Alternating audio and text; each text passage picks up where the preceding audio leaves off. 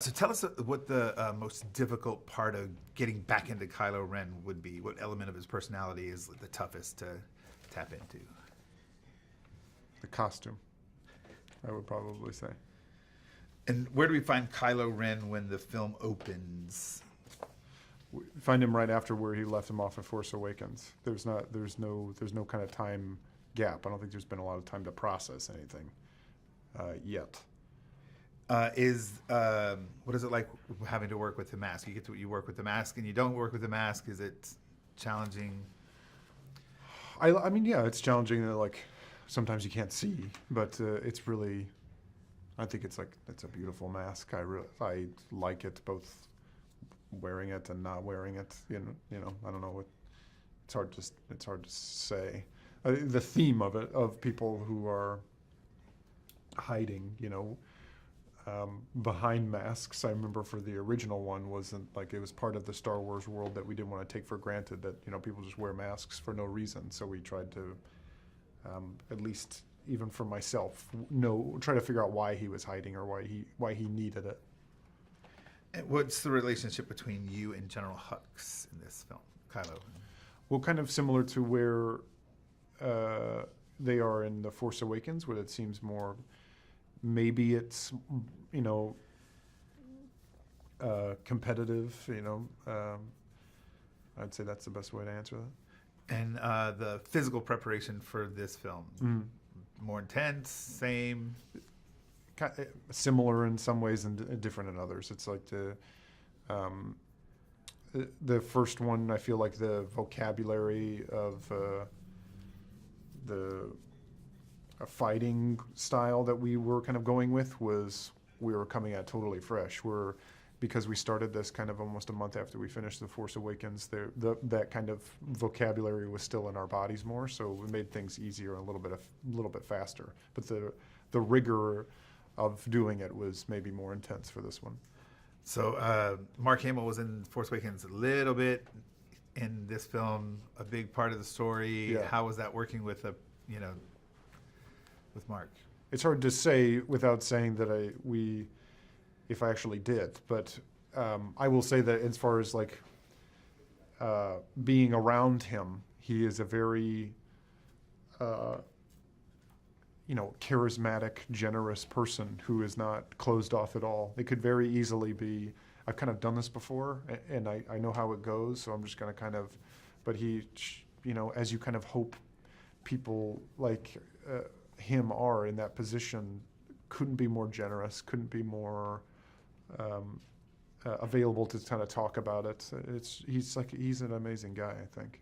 And so, Force Awakens, you were part of the newbies, the new cast. Now we have newer cast members. How was the balance between the legacy cast and your cast from last film, and then the new cast? Great. There's no hierarchy on set, and that comes from leadership down, which starts with Ryan and Kathy, and there's no like we've been this before. We know what we're doing because nobody does. Even if you ask Mark probably about it, I'm sure he would say the same answer that he's done.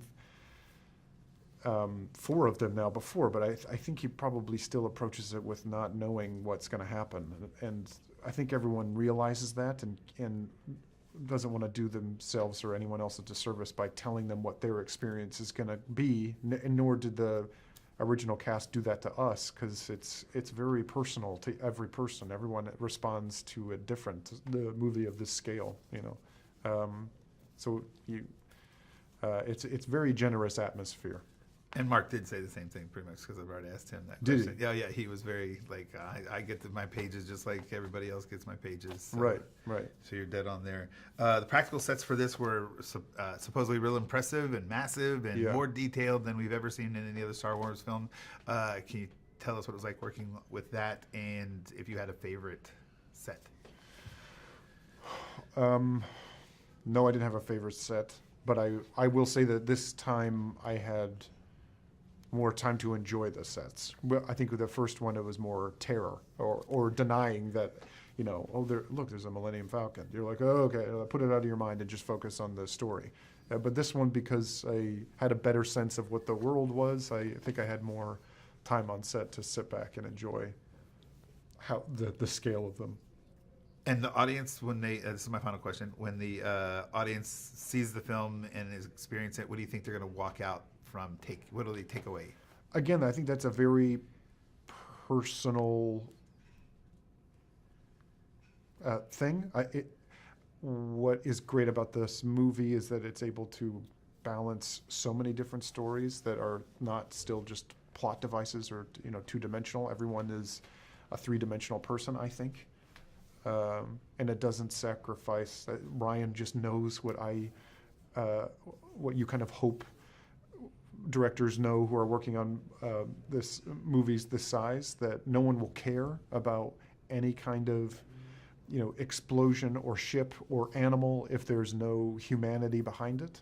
And if anything, I think obviously it lends itself to the story, and the more you vested are in the people, the stakes are obviously higher.